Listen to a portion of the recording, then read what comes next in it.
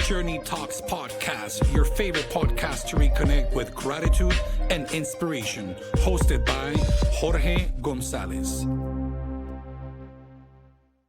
Trigger warning.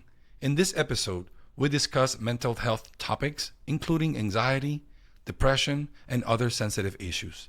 Listener discretion is advised. If you find these subjects triggering or distressing, please call the NAMI helpline at 1-800-950-6264. Let's continue the journey together. Hello and welcome to JourneyTalks podcast, your favorite podcast to reconnect with gratitude and inspiration. My name is Jorge Gonzalez and I am your host. I am convinced that behind every gratitude, there is a powerful story waiting to be told. Through this podcast, I want to create a space where we can share these stories and inspire one another. I am convinced that as humans, we all share one thing in common, and that is the experience of being alive. We meet people along the way. We go through situations that they leave a footprint in our lives. Some people, some situations are short, and other situations, other people linger with us for a little longer. Who are the people? What were the situations that have opened doors for transformation and helped us become the person we are today? That is the main question that this podcast wants to continue to entertain. Through this podcast, I will be interviewing guests with stories of gratitude, but the kind of gratitude that comes out of moments of transformation in our lives. And so I hope that as we give ourselves permission to enter into that space, we celebrate our shared humanity and tap into that unconditional love we all have access to from within. I've been looking forward to this episode from the moment I had the idea of creating this podcast. I've mentioned in the past that I used to work with youth and young adults, and our guest today is one of those former youth I had the honor and privilege to work with. She is now an adult and someone I feel very proud of. Originally from Louisville, Kentucky, our guest is a writer, a director, producer, an occasional actor. She earned her BFA in film and television with a concentration in screenwriting from DePaul University in Chicago. A cool fact about her is that starting at a very young age, she became one of the pioneers and early figures of the social media and content creation phenomenon. Working with companies like Awesomeness TV, 17 Magazine, and skincare brands like Alba Botanica, she quickly developed a following that exceeded 75,000 YouTuber streams and Instagram followers. This is phenomenal.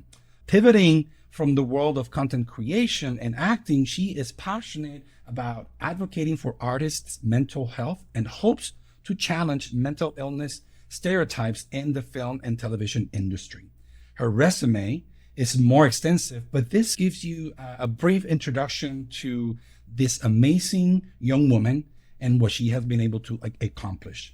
To say that I am proud of her is a total understatement. Allow me to introduce you, Kate Duncan. Kate, welcome to JourneyTalks podcast. How are you? I'm good. Thanks for having me on. How are you?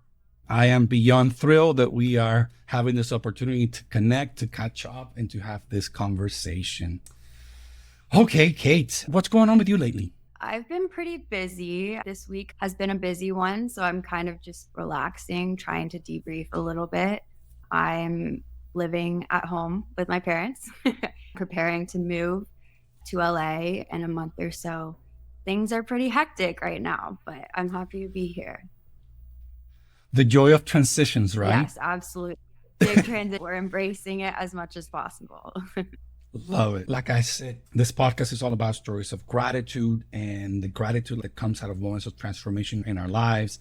I think your journey has been such a beautiful ride, and I would be so honored if you would open up your heart and share some of your stories of gratitude with me and our audience. Will you be down for it? Yeah, absolutely. What is gratitude for you, Kate? And what is your relationship with gratitude? That's a good question. I would say gratitude is a way of staying present. Life is so busy and can be so hectic that it's easy to forget the way that you are showing up for yourself consistently. When things get busy, you forget about all the things that you've been through. I think gratitude is a great way to ground yourself and recognize that, hey, I'm going through something in this moment that might be a little bit difficult, but reflecting on the things that you've been through helps sort of ground you again. I don't know, grounding I think is important with gratitude. Thank you. It's always nice to hear when I ask the same questions to everybody. When I see similarities in people's responses, to me sends a very powerful message. And what I keep hearing is this ability that gratitude offers to allow people to be in the present moment. You cannot be grateful if you're not here, if you're not present right now. Tapping into gratitude makes that connection. And it's very affirming to hear time and time again that somehow paying attention to gratitude provides us with that opportunity to just be present, being in the moment, self-regulate, really embrace what is right before us, or perhaps help us tap into a place of safety and groundedness. All right. What are you most grateful for? I think at this point in my life, I'm most grateful for my health and my body. I'm just grateful to be here and to be able to move my body. I went through eating disorder recovery in 2020. So it's been around 4 years into that. Every time I go for a walk or eat a meal, I am so grateful. It has been a journey for sure, and one that has been a struggle, but I think gratitude grounds that for me. Any day that I sit down and eat a meal, I'm just very grateful. And then also I'm grateful for family and friends and to have a great support system. Those are the things I'm most grateful for. Sure. Thank you. I would love if we can perhaps talk a little bit more, not right away, but I think what you mentioned, your ability to be so in tune with your body and nurturing your body and understanding that you have gone through moments in which that relationship perhaps was not at its best. I think it'll be helpful for us to unpack that a little bit more. So I'm making a mental note.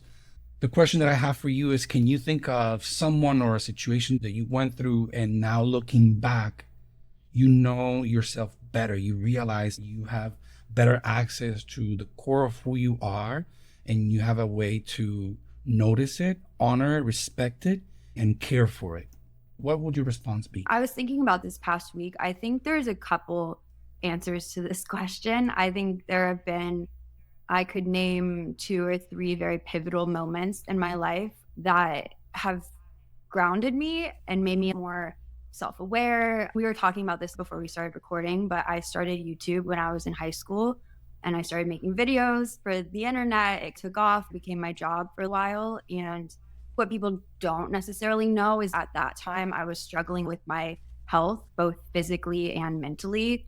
I have this medical condition called POTS, and it makes me very dizzy. So at that point in my life, when I did start the YouTube channel, it was during a medical leave I had taken from school.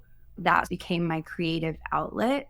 Starting that and growing up on the internet has caused me to be very, I don't know the right word, I'm definitely a perfectionist, and that informs the way I am today and what I want to do in the future. But yeah, going back to your question, I think there are a couple moments in my life that have defined who I am today. And I think starting YouTube is one of them. And that's very much informed by my past struggles with health, both physically and mentally. Can we spend some time here? Can we unpack this a little more? I think all of us can benefit from perhaps unpacking this dynamic that you're talking about, which is the relationship we have with the internet. And yes, it's amazing. We're using the internet right now to do this podcast, and it's going on the internet to help other people, right? But everything has the side of light, and also things also have their shadow. Understanding and navigating that relationship is one of the greatest exercises of this adventure of being alive. Can we unpack it a little more? What was positive about that outlet? And what slowly but steady became something that you started noticing that was perhaps not serving you, or became something that you had to pay attention to because it had other consequences? Sure. Originally, I found YouTube to be a creative outlet for me. I was a shy kid growing up. I still am. And I just think I found my voice through YouTube and acting. I was acting a little bit before then and then was struggling with my physical health and had to take a step back. And that's where YouTube came into play because creating videos is something that is accessible to most people. So you could do that from your bedroom, you could do that from your house. You don't have to be in LA. Like it really is a game changer, I think, for the entertainment industry as a whole. I found that at a young age, around 10 or 14. It was just something that was accessible to me and became a creative outlet. And I'm very grateful for it. But also at the same time, once I started gaining some followers, it invited a lot of criticism that I don't think you can be prepared for when you're 14. I think also it was in 2013, 2014. So kind of the beginning of the internet. No one on Instagram had followers really unless you were a celebrity. And so people, I think it kind of took everyone by surprise, just the fact that like you could have followers even if you're not a celebrity in LA. So that was something I did kind of deal with. And it was on a very small scale. I only got up to around 75,000 subscribers. That is relatively small, but at the time, that was kind of unheard of. So according to today's standards, that might be nothing. But as a 13-year-old, 14-year-old young lady, 10 years ago, that was a lot. I mean, it was the beginning of this phenomenon of the influencer, of the content creator world that we are so familiar with. I think it was hard growing up. I was the shy kid again. And so when people did find out about it, it was like, oh, you? Like what? Well, you're into creating videos on YouTube, but you can't even speak in front of the class. I really do have a soft spot for the internet and creating videos because of that, because I think it does give a voice to the shy kids. And I'm so thankful that I found it because I think I wouldn't have gone into entertainment had I not started my YouTube channel. Let's unpack this a little more because I think this is beautiful. I'm going to introduce it by saying I really identify with what you're saying because I'm a creative myself. My path led me to study theology, but all along I was eager to find and honor and create a space to be creative. And in my case, it was entertaining people through music and songwriting. That gave me such joy. And there's something about honoring that childhood creative energy that keeps us healthy in many ways, because mentally it keeps us healthy, but we are channeling an energy that manifests through so many different creative ways. I want to hear about that young Kate who was discovering herself in that space. Because we always have these stories of this voices. Oh, you're the shy one. We said it a couple times. Oh, I'm shy.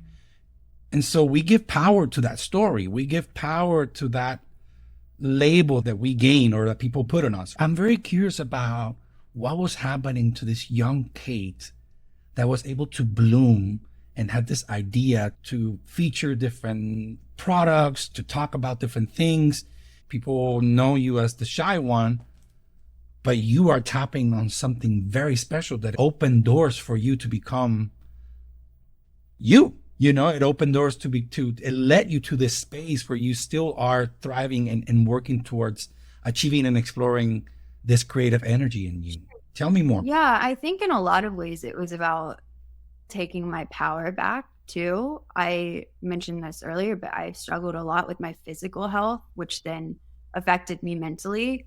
And the one thing that I kept in my routine every day, even if I felt, dizzy or was having a POTS flare, or felt anxious, the one thing I did every morning before school was my makeup and my hair and my outfit. That was the one thing that I felt like I had control over.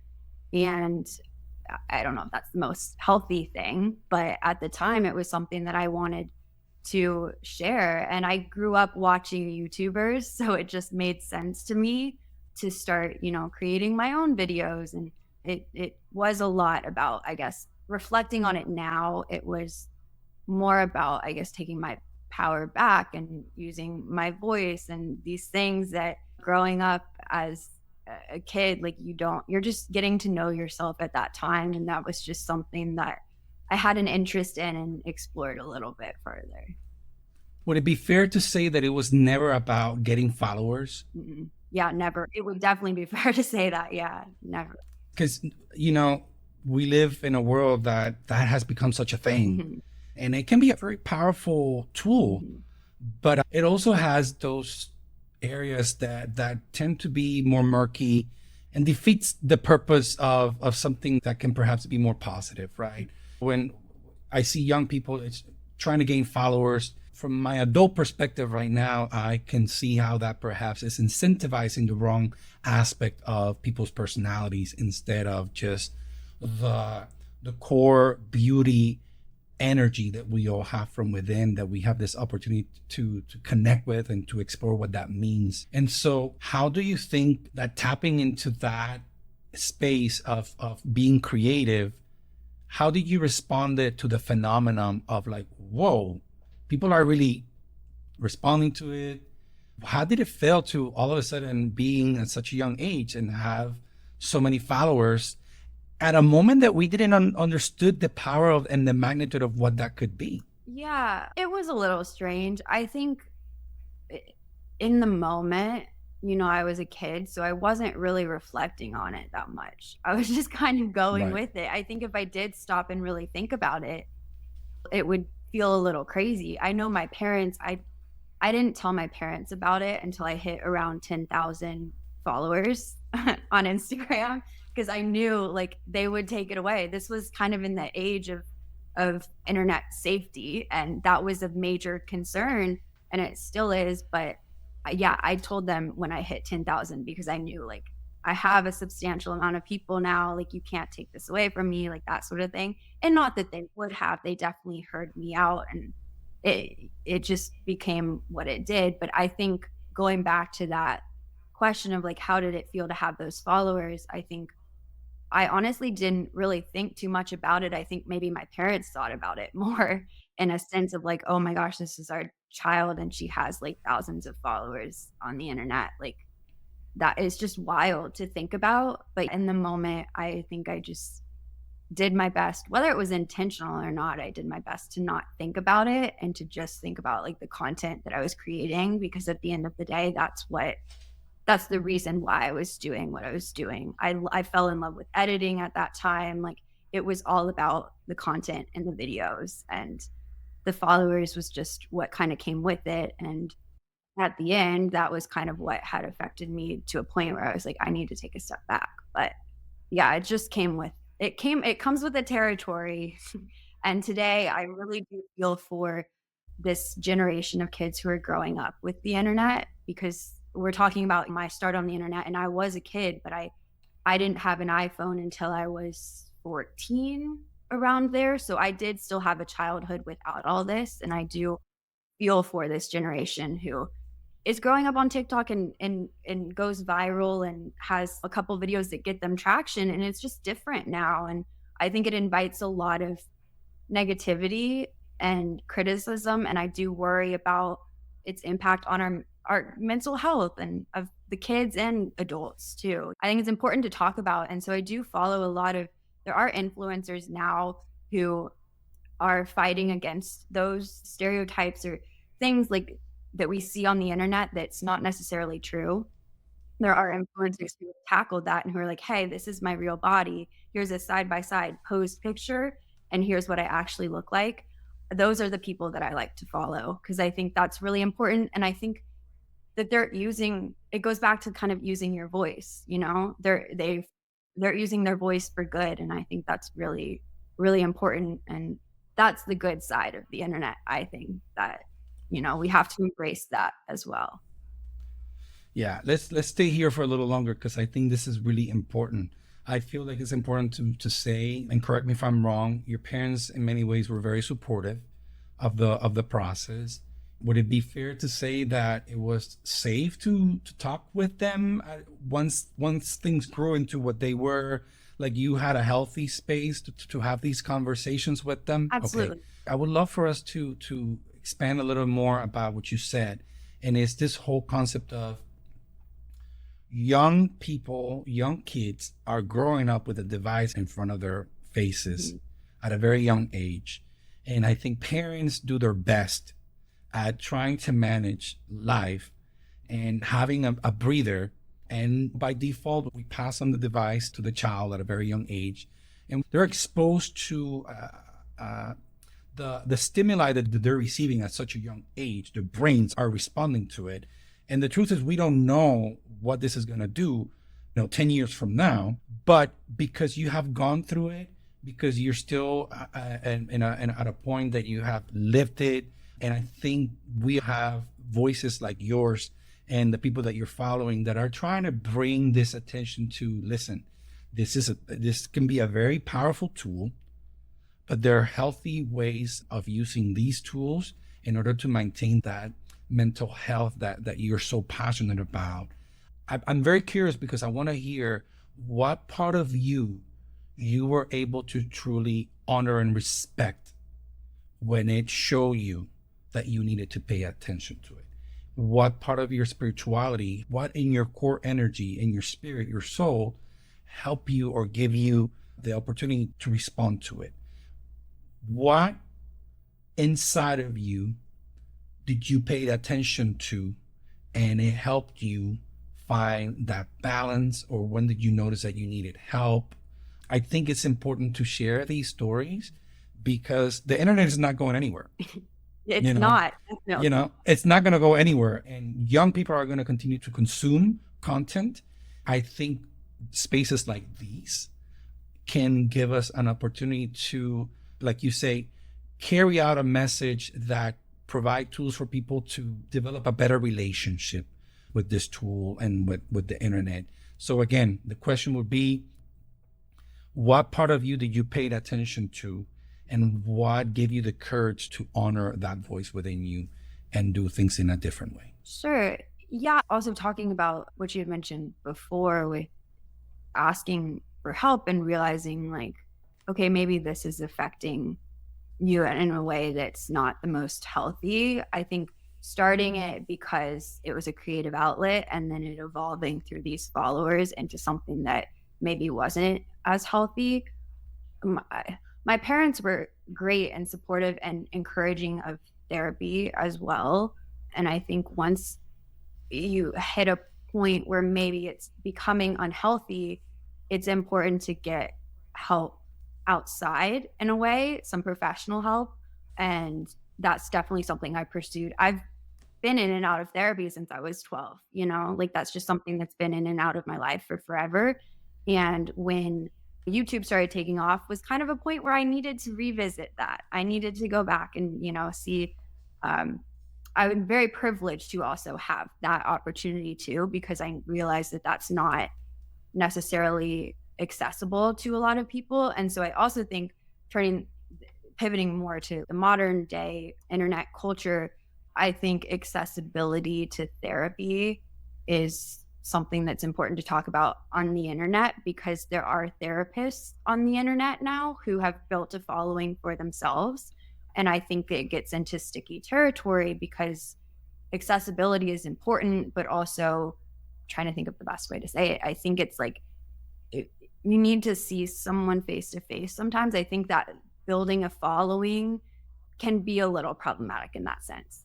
But I do think that turning to therapy is really important when you are noticing that you're struggling. If something is affecting your day-to-day life, it's extremely important to reach out to people, reach out to your friends, reach out to your family. Anyone who you trust will hopefully be able to help you. Yeah, asking for help, giving yourself permission to honor that voice, it's so crucial. I want to commend you for being open and being vulnerable and sharing this aspect of your life. I've also gone to therapy for many years, and I understood the benefit of it. And I think it's fair to say that even though mental health, it's not a new thing, but we continue to learn more about it. We're normalizing better. But that aspect of seeing someone face to face, being in the same space, there's something to it. When I moved cities because of work, we started doing it through the internet. we had a foundation. We had an opportunity to exchange and feel what it felt like to be together in the same space. And so maybe that was something that I benefited from. Like you say, I think it'll be responsible from us to say, oh, discredit the online approach to therapy. Some people don't have the opportunity to see someone face to face, but there's something to be in the same space with the person. There's something about reading body language and feel the energy of this person in front of you, right? I wonder what has been positive out of being in that space for you. What have you gained by having those conversations? And when things come back to your life or you're triggered, what are the tools that you implement to bring yourself back to a place of self-regulation? Yeah. Speaking on the positives, I think, again, it's helped me find my creative voice. And I think creating videos of yourself really invites some self-reflection. I think you get to know yourself on a little bit of a different level, to be honest. And so talking about self-regulation, I struggled with anxiety all throughout my life. And one thing that we really talk about in therapy is breathing techniques, really grounding yourself in the present moment is really important. And I think it can be kind of disorienting to watch a video of yourself and like that's your job is literally watching. And I'm sure you know a little bit about this too, of editing the podcast and stuff like that. It just messes with your brain a little bit. And I think anxiety is very prevalent and people do that for a living because it's so strange. I don't know that it's the most natural thing. So self-regulating, I think, is just like, okay, need to take a deep breath. I need to come back to reality. I'm big on drinking water. Again, I mentioned POTS before. I drink a gallon of water every day. It is very, very important to me. So when I start to notice anxiety or dizziness, whatever it is, I turn to my water. I turn to snacks. That's just something that I've discovered over the years helps a lot to regulate my nervous system. I don't know the science behind it at all, but that's just something where also I guess you can get into these editing periods where you're in front of a laptop for hours on end and you forget to eat, you forget to drink water, you forget to take care of yourself. So I think in moments where you're like, okay, I don't feel so great right now and I don't know why, I always turn to water and snacks and going for a walk. I think all of that's really important just to make sure you're taking care of yourself at the end of the day, because no job is worth taking your mental health away from you. And that's something I think I've learned growing up is just, okay, I don't feel so good right now. I'm going to take a moment to myself and really make sure I'm taking care of myself, because at the end of the day, if you're not taking care of yourself, you're not going to be able to show up to work or whatever it is, to school, in the best way possible. You're not going to be able to give all that you can if you're not starting from a place where you've already taken care of yourself. You've already done everything you can and shown up for yourself. I'm loving this conversation, Kate. Thank you so much. So I want to come clean with you and with people out there. I never understood what anxiety was. I must say that all of a sudden, I went through grad school. I was doing my job, my work as a youth pastor and chaplain and providing care, pastoral counseling, and this and that. I kind of knew what anxiety was, but I think we have over time, this past 10, 15 years, have given us an opportunity to understand what anxiety really is, or how we continue to understand anxiety better. And so for me, it took time to understand that I was not honoring when anxiety was manifesting in my life, because I didn't know how to name it. My upbringing, I'm from an older generation, and so I would ignore it. But the issue was there, or I was reacting to situations, yet I didn't have the awareness to understand and to put the name for it and then learn how to deal with it. And therapy helped me understand that space a little more. But I must say that what helped me the most was meditation. Because meditation was the space that I started to notice the monkey chatter in my mind. Meditation was the space where I was forced to see those patterns in my behavior, that ruminating thought that kept coming. And I started noticing if it was coming from a place of fear, of separation, of insecurity, of lack, of self-prejudice, self-loathing. And so to me, meditation helped me see that. And then in therapy, I would bring it up with my therapist, or in the meditation itself, I would try to then implement some of those tools of, okay, this is just a thought. What's behind this thought? And I started noticing perhaps the origin of this trauma. And so it helped me get to perhaps very deep aspects of those past experiences. So when then I was confronted by something, I slowly developed skills to handle it differently. And I must confess that there are moments in which I can handle it better. And there are still other moments when it gets the best out of me and it has power over me, right? So I described for you what it was for me, mentally and physically, and in my meditation, what was happening. I'm curious to hear about what that looked like for you, because I understand that I'm very familiar with the language of spirituality, and some people might not necessarily resonate with that language, and they might call it mental health. Yet I am very curious to understand and unpack and cultivate conversations about what that space looked like for each individual. And perhaps by sharing these stories, we help each other out at affirming moments and tools that we can use in order to get to that, once again, like you mentioned, that place of balance or homeostasis or alignment, as we say these days. What would you say about that? Well, honestly, this conversation also makes me think of the book, The Body Keeps the Score. I haven't actually read it, but I've seen a lot of TikToks about it. It's just something that's come up in conversation before. And I think, what you're describing is you're definitely not alone in that sense, that mental health hasn't always been something that people have been so open about or even aware of. I think that's the beauty of today's world, is that people are starting to talk about it more and realizing, hey, like, I don't feel okay, and maybe this is anxiety. Like, I think it just, there recently in conversations have started opening up a little bit more, and I've really appreciated that. But this book, I think, goes into the body's reaction to stress and anxiety.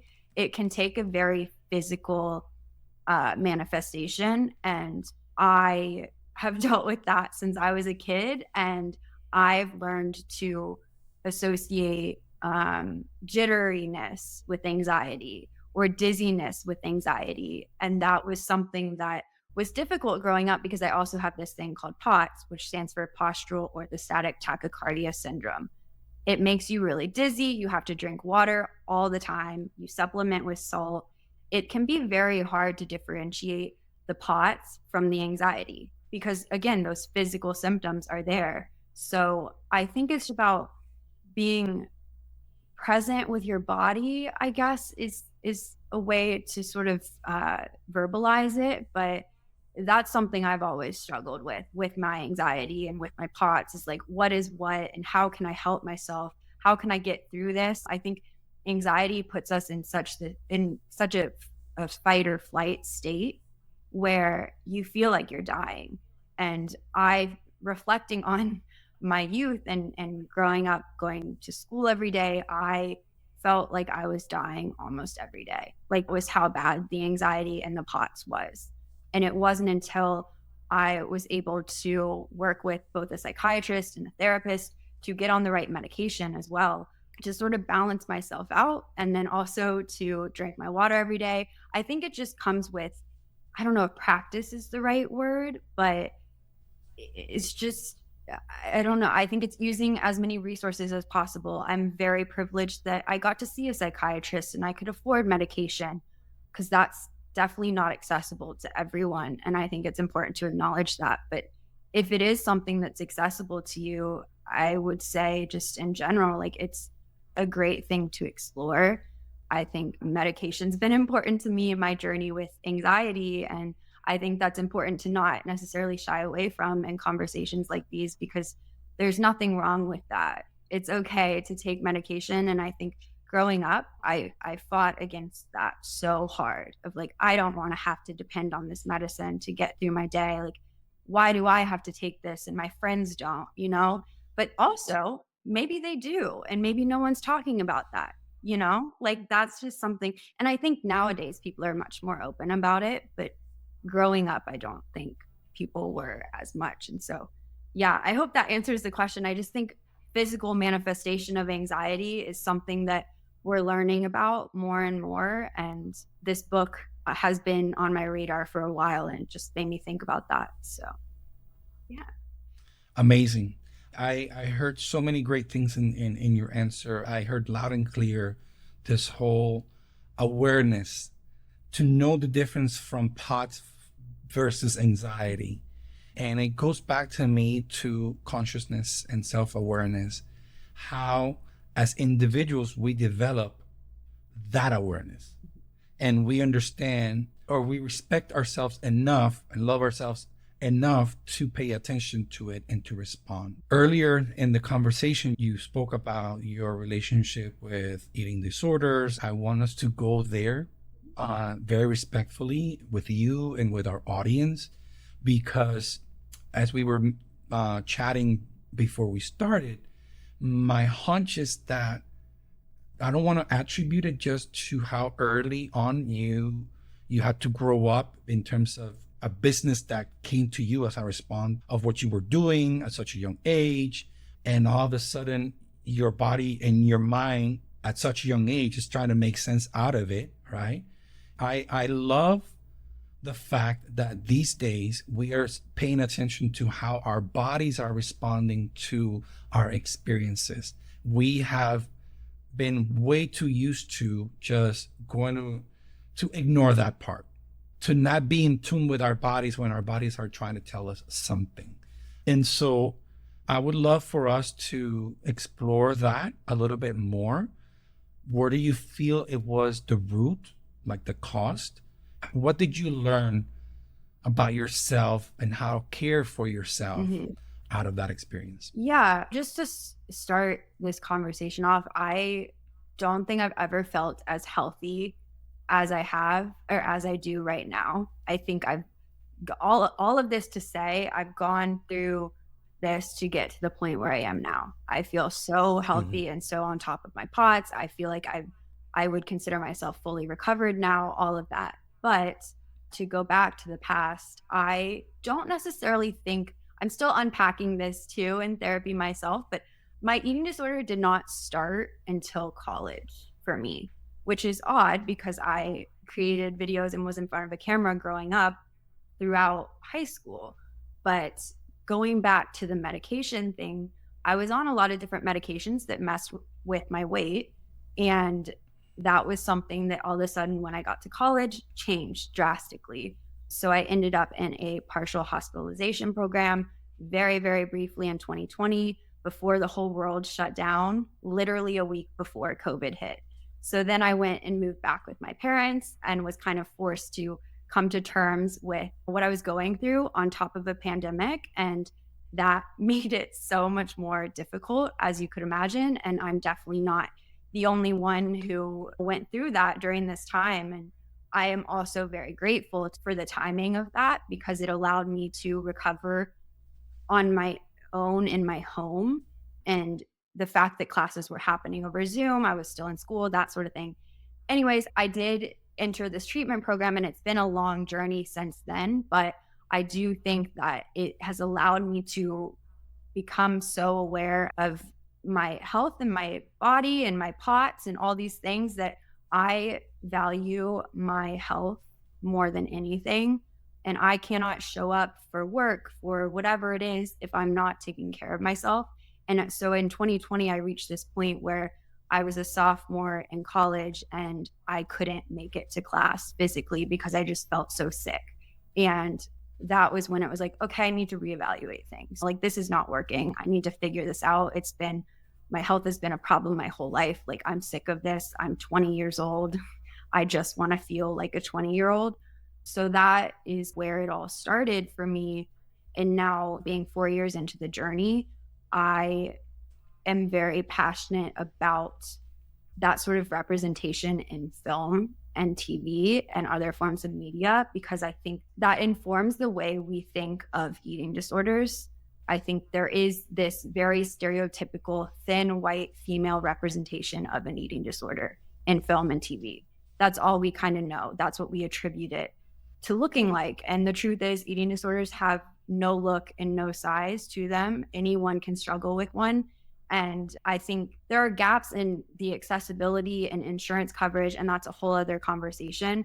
But this is something that I feel very, very passionate about. And I think being on the internet in the past and then possibly coming back now, it's something that I feel like is important to talk about, because we have these stereotypes in our head because of the way that it's been portrayed in the media. And so I think it's important to talk about that and to dismantle it, and to follow people on the internet, influencers who are talking about the way that photographs are posed and they're not real, and Photoshop is a thing, and all of this is not real. The people that you're following don't look the way that you think that they do. And so it just creates these beauty standards that are problematic in a way. And I think that it's important to talk about. I admire so much your courage and bravery. I think you're being prophetic in bringing this up to everybody's attention. I commend you for it. I think it's phenomenal. I hope that this will not be the first time that we give ourselves permission to have this conversation, because I'd love to explore this later on with you. But I would like to ask you, what do you do in order to connect with yourself? What are the practices that you do, that you practice, that allow you to tap into self-love, self-care? Tell me about it, because I want to learn. I want to hear about it. Yeah, well, this is one of my favorite questions ever. Self-care is so important to me. If I've learned anything throughout my almost 25 years on this earth, is like, that is the most important priority to me. And I think it's important to recognize that self-care is not selfish. By caring for yourself, you are able to show up for others in a way that you wouldn't be if you hadn't taken the time for yourself. So I think it's important to sort of dismantle that sort of stigma of like, oh, you're being selfish, because I don't think that could be any more wrong. But as far as like self-care and caring for myself goes, I also have ADHD. I very much struggle with routine. And if I've learned anything throughout my years in college, it's that sticking to a routine really helps me thrive. It helps me with my POTS. It helps me with ADHD. It's a great way to kind of ground yourself. Again, talking about gratitude and staying grounded and in the present moment. I think for me, following a routine has been so important and life-changing. I've started working a 9-to-5 job recently, and I really try to devote 2 to 3 hours, honestly, every morning before I leave at 8:30 to wake up, eat breakfast. That's a non-negotiable for me. To get my water in, to do my hair, to do my makeup, to really just devote that time for myself before the day gets busy. I recognize too that that's not always realistic for everyone, but I think if you can take a moment, even if it's like 5-10 minutes, to eat something, to fuel your body, to move your body, whatever it is, I have noticed such a difference in the way that I feel throughout the day. And I can't start the day without that routine of like, I'm eating breakfast, I'm making breakfast for myself. To me, that is just the epitome of self-care. That's just like taking care of yourself. And I think that's so important. And then also just connecting with yourself. I think finding your creative outlets. If you're a creative person, I think that's so important. I'm also a writer. My degree is in screenwriting. So that's something that's very important to me as well. And I think practicing getting 5 to 10 pages out a day is very important to me, and something that I'm also trying to implement, because it's important to foster those creative sides of you as well. But yeah, overall, I just think building a routine has been life-changing for me. And I never thought that I would be someone to work a 9 to 5. In my brain, I've never been able to cope with that just with ADHD. And it's actually been the most helpful for my health, because you wake up, you eat breakfast, you eat lunch at a specific time, then you get off, you eat dinner. It's just very structured. And I think that structure has just been very beneficial for me. And I think it's also underestimated too, the sort of benefits of sticking to a routine. And that's not to say that you can't deviate from that, because it's important to be flexible and not restrict yourself or whatever it is. But as long as you are taking care of yourself, I think is the bottom line. Thank you. I appreciate the honoring of those basic needs. And I'm hearing a level of awareness. We can do that every single day and go through the motions and not being present. But the being present, the understanding that when you do that, you are caring for your body, you're nurturing your body, you're providing your body with what it needs. I think it's developing a very instructive and healthy relationship with yourself and your mind and your thoughts and your habits. And I think that's crucial. I want us to talk a little bit more about your gifts as a writer, as a producer, as a director. What are you channeling there? Yes, we talk about creativity, but I want to understand what's happening in Kate's mind when she's channeling whatever that is coming through as you write, as you try to get into a character, as you're trying to produce something and develop a vision for the scene or the show. Let's unpack that a little more. Sure. I think at the heart of any film or TV show or even like media segment is a story. And it takes work to craft a really compelling story. And that's something I spent 5 years in film school. That's something I've studied.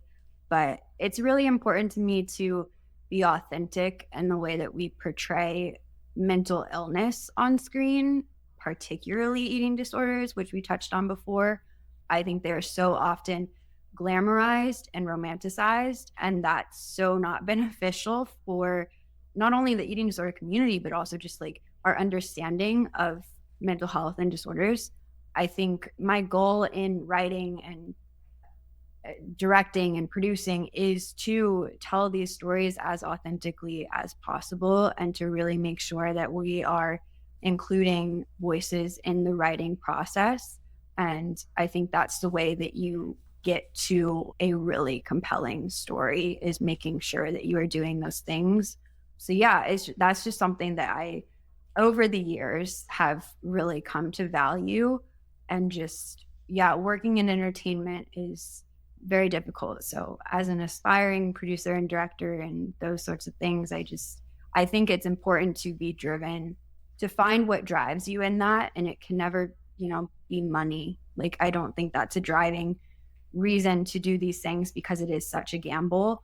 So for me, what drives me is the potential to make an impact on someone, even if it's just one person. I think it's what I'm very passionate about. So Thank you. Let's talk about positive moments out of your journey. People that, as you find yourself in moments of need for direction, who have been the angels, the guides, the mentors, the moments that perhaps you can recall and remember that all of a sudden gave you that little push, or you were able to see the light at the end of the tunnel. Is there any story, any memory that you can share with us that can touch on that? Sure. I think at the end of the day, you're the only person who can decide to get better or decide this is what you want to do. I think you can be inspired by other people, and it's also really important to have that inspiration, have those people that you lean on and you get motivation from. But at the end of the day, I've felt like every moment where I've been at a very low point in my life, it's always been important to want it for yourself and to want to get better for yourself, or to want to chase this dream for yourself and for no one else, for no other outside forces, whether that's money or fame or followers, anything like that. I think is just, you're going to crash and burn if that's what you want to get out of it. So I think going within is really important. And again, finding what drives you, I think is going to help you in the long run because it's not something that will happen overnight. And I think if you want like longevity, you got to find it within yourself for sure. But you also have other people, of course, that you find inspiration from. I so appreciate that. Ultimately, you need to want it for yourself. I think that's psychologically speaking, it's a place, it's a rootness, it's an anchor that comes. But I think there's something so powerful to making that decision and to understand perhaps the things that are getting in the way, that what are the weeds in the way that do not help you get to that space. And therapy, practice, breath work, meditation, exercise, whatever channel we get to develop or we discover that is the tool that serves us the best, to use that tool in order to access that space of truly listening to that inner voice within us. It's not about the money. In my case, it has been a feeling of sense of purpose, a feeling of balance in life, a feeling of easiness. I grew up as a pleaser. That's still part of my personality. But because I know that about myself, I can see when it's creeping in. And I can also talk to that part of myself with compassion. And so when I'm triggered, when I see myself acting out of a place of insecurity or in need of attention, I have some homework to do. I have some homework to do to step back, to go for a walk, or to go work out, to go meditate, to write, to play as a song, like I play the guitar, anything that can help me honor that feeling of alignment, that feeling of easiness. And I'm mentioning that because I'm hoping that our listeners can say, oh yeah, I know that feeling. Maybe I can cultivate tools or practices that can help me be there. And I appreciate that you mentioned it because the whole purpose of these conversations ultimately is so that we can, like you say, normalize it, cultivate it, and do what it needs to be done in order to expand our collective awareness and individual awareness so we can show up better for each other and perhaps provide the space that somebody else's need when they're going through a difficult time. As a helper and a pleaser, I wanted to fix the problem for people immediately. I very quickly noticed and learned that that doesn't necessarily work all the time. Some people need space. And the most loving thing you can do for that loved one or for that friend is to give them space and understand that I don't have to take it personally. It's not about me. It's about what this person is going through. And so maybe then giving them the space and in a few days, send a text, hey, is it okay to check in now? Or how you doing? And go back to that opportunity for people to understand what serves them and what helps them tap and operate from a place that they're being genuine and authentic with themselves. Is there anything that you can add to that thought or that you resonate with? Yeah. I mean, I think it's also important to note too that we're all human and we all make mistakes. And of course, like we're going to be driven by things that maybe aren't sustainable in the long run, like the money or whatever it is. It's in our human nature to make mistakes or to learn. I think is also a lot of life. As I grow up, I'm like, oh my God, a lot of this is just trial and error, like I think we're all changing and we all need to have grace with each other. And the fact that like we're all going to make mistakes and it's not fair to be so hard on each other. I think it's important to allow the space to learn and to grow. And I think the internet can be a problematic place for that. I think also you mentioned purpose too. And I think that's a great word to really try to find your purpose. I think people struggle with that in life. And I think it can be a lot less complicated than it needs to be. I think we tend to overcomplicate things. And really at the end of the day, I think a lot of us are driven by the want to make a difference in the world. And so it's like just explore whatever you feel driven to, whether it's a podcast or creating videos or whatever it is. Like it's always worth exploring something that you feel interested in. Because if you fail, you fail. If you don't, you don't. It's just, at least you can say that you tried. And I think a lot of people are hesitant to try nowadays. And I think now is the time to try it out, because the internet is a great, crazy place. We've talked about this for the whole podcast, but yeah, humans make mistakes. Don't be too hard on yourself, try things out. Yeah. I love it. I love it. I love it. Shared humanity. Our shared humanity is not, our shared humanity encompasses everything. Absolutely. The positive experiences, the fears, the moments of struggle, the moments of limitation, and that's the whole journey. Yeah. That makes your journey, that makes a beautiful story. I think Exactly. that's what life is about, is learning and making mistakes and growing. And yeah, you can't learn if you don't, take the leap. Hey, that's incredible. Your words, not mine. Your words and not mine. Well, I want to honor your time, and I want to honor people's span of attention. Like I said, I'm definitely going to have you again, because I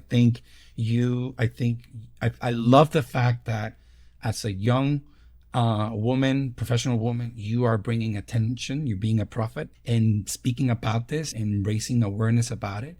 I wish you nothing but the best. But before we close, I always ask my guests, what's a quote, what's someone that has inspired you lately, or that has served you as a guiding tool? Sure. Yeah. So I've been thinking about this all week, and I pulled up my Pinterest boards because I have quotes galore. And I landed on one quote that I think just embodies everything in your 20s. I really resonate with it. It says, "Love yourself a little extra right now. You are growing, healing, learning, and discovering yourself all at once. You got this."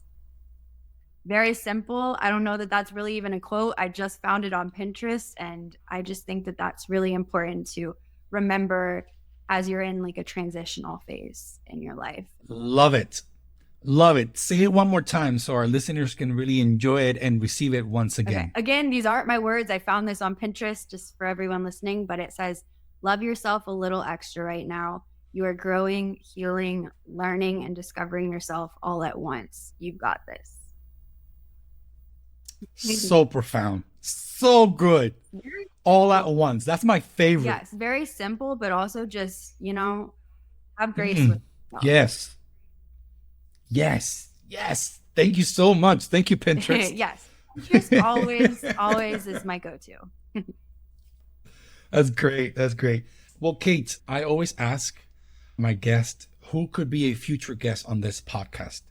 And I'd be curious to hear your answer. Who do you think would be a good future guest here on Journey Talks podcast? Yeah, so I was also thinking about this week, and I'll send you this clip, but there was this bus driver in Louisville. I'm blanking on his name right now, but he bought a little boy a pair of pajamas on pajama day because he didn't have any pajamas to wear.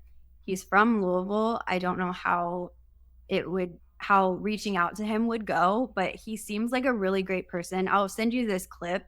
I think he could be a great person to reach out to. He's younger. He's really into this gratitude thing, giving back, and I think he could be a great person to reach out to. So I don't know him at all, but it was on the news, and he's from Louisville, so I thought maybe that could be a good guess.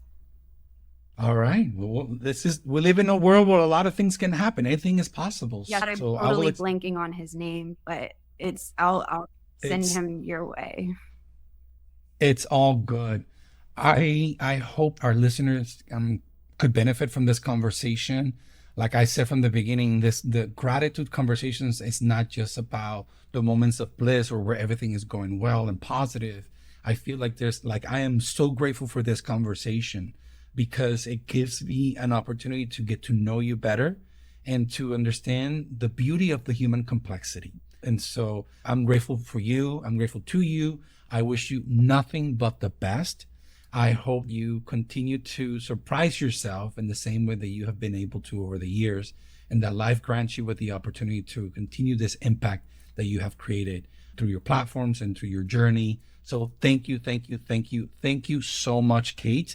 For our listeners, this has been another episode of Journey Talks podcast, your favorite podcast to reconnect with gratitude and inspiration. I look forward to connecting with you guys in the future, and I look forward to having you, Kate Duncan, on this podcast in the future again. Thank you guys for watching and for listening. We'll see you next time. Thanks for having me. Thank you for watching. Make sure you like and subscribe to our channel. Share your feedback, hit that notification bell, and let's keep the conversation going.